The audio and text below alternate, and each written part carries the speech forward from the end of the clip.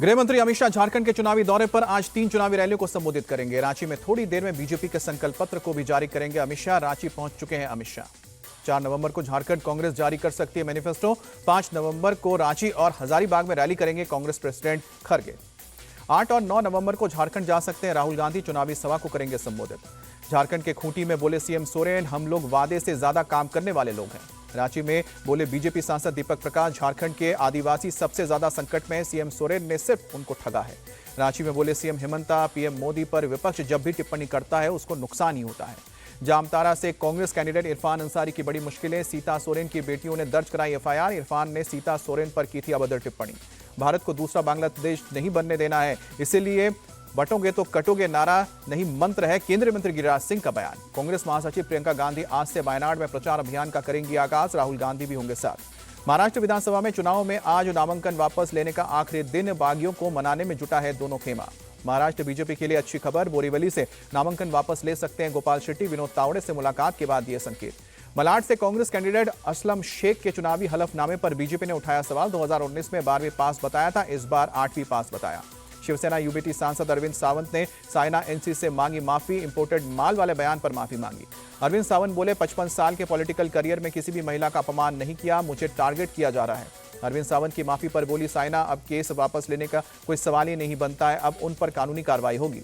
संजय राउत को साइना एनसी ने दिया जवाब, कहा कि उनको अगर माल शब्द से आपत्ति नहीं है तो ये उनकी मानसिकता को दर्शाता है।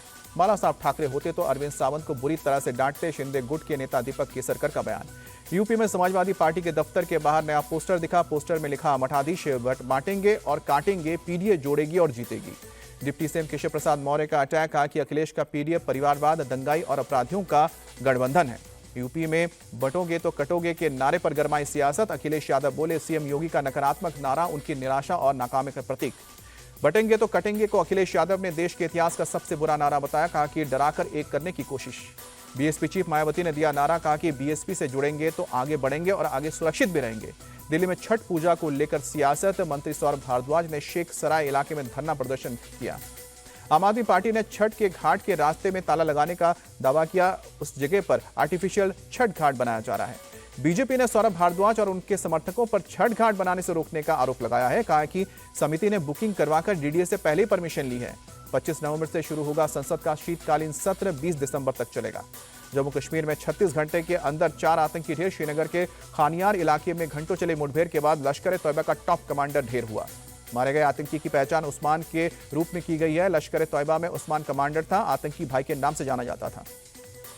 जम्मू कश्मीर के अनंतनाग में 2 आतंकी ढेर। राइफलमैन हिलाल अहमद की हत्या में शामिल थे दोनों आतंकी। उत्तराखंड में आज केदारनाथ धाम के कपाट बंद हो गए हैं। पूरे विधि विधान के साथ की गई है पूजा। दर्शन के लिए जुटी है बड़ी संख्या में भक्त। दिल्ली के सभी रेलवे स्टेशन पर छठ पर्व पर घर जाने के लिए उमड़ रही है यात्रियों की भीड़। नई दिल्ली और आनंद विहार 1000 यात्री स्टेशन के बाहर खड़े।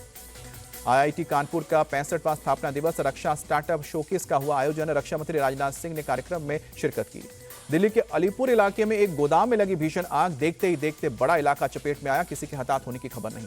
घंटों की मशक्कत के बाद आग पर काबू पाया गया। करीब 35 फायर टेंडर और 200 कर्मचारी अभियान में शामिल हुए। गाजियाबाद के साहिबाबाद इलाके में एक कंपनी में आग लगी। हादसे में किसी के घायल होने की खबर नहीं। गाजियाबाद के मधु विहार खेड़ा इलाके में बीती रात एक घर में लगी आग। दमकल की 10 गाड़ियों ने बड़ी मुश्किल से काबू पाया। पंजाब के संगरूर में खेतों में जलाई गई पराली, मना करने के बाद भी नहीं मान रहे हैं किसान। हरियाणा के कैथल में जलाई गई पराली, प्रशासन के निर्देशों का हो रहा है उल्लंघन। मनोज तिवारी ने दिल्ली की आप सरकार पर साधा निशाना। बोले कि इन्होंने दिल्ली के प्रदूषण के मामले में जहरीला बना दिया है। यूपी के गाजीपुर में स्थानीय लोगों ने 3 मुस्लिम युवकों को पकड़ा, साधु के वेश में भीख मांग रहे थे। यूपी के सहारनपुर में एक पुलिसकर्मी को थप्पड़ मारने का मामला महंगा पड़ा। 3 आरोपी अरेस्ट, 8 लोगों पर एफआईआर। पूर्णिया के सांसद पप्पू यादव को जान से मारने की धमकी देने का मामला। दिल्ली से महेश पांडे नाम का शख्स अरेस्ट हुआ। पटना में बदमाशों द्वारा पुलिस की पिटाई का मामला, 5 आरोपी अरेस्ट। दिल्ली के बुराड़ी इलाके में बहुत खराब स्तर पर पहुंचा प्रदूषण, 385 दर्ज हुआ है AQI। दिल्ली की यमुना नदी में बड़ा प्रदूषण, नदी की सतह पर दिखा जहरीला झाग। यूपी के अयोध्या में तापमान में गिरावट, शहर में छाया घना कोहरा, कई जगहों पर विजिबिलिटी कम। भाई दूज के मौके पर प्रयागराज में उमड़ी भक्तों की भीड़। यमुना नदी में श्रद्धालुओं ने लगाई आस्था की डुबकी।